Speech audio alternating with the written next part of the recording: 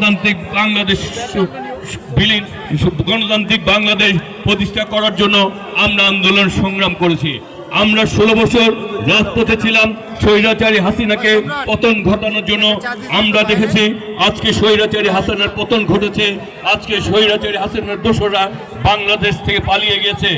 আজকে আমরা বলতে চাই 16 বছরের রক্তদান, যে সকল সহযোদ্ধারা রক্ত দিয়ে রাজপথ রঞ্জিত করেছে, তাদের একটি আশা ছিল বাংলাদেশের গণতন্ত্র পুনঃপ্রতিষ্ঠিত হবে, বাংলাদেশের মানুষ তার ভোটাধিকার ফিরে পাবে, বাংলাদেশে একটি সুষ্ঠু নির্বাচন হবে এবং বাংলাদেশে একটি গণতান্ত্রিক রাষ্ট্র প্রতিষ্ঠিত হবে।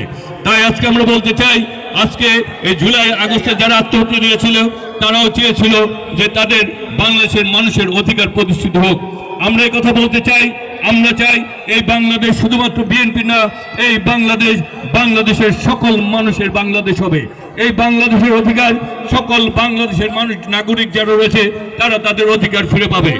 আজকে এই আন্দোলন সংগ্রাম, এই আত্মহত্যা শুধুমাত্র একটি নির্বাচন অনুষ্ঠানের জন্য নয়, আমরা কথা বলতে চাই, কিন্তু সাথে সাথে কথাও বলতে চাই এটি কোনো ভাগাভাগির জন্য না, এটি এই আত্মহত্যা গণতন্ত্রের জন্য, দেশের মানুষের ভোটাধিকারের জন্য, এই আত্মহত্যা মানুষের বাক স্বাধীনতার জন্য, মানুষের অধিকার আদায়ের জন্য।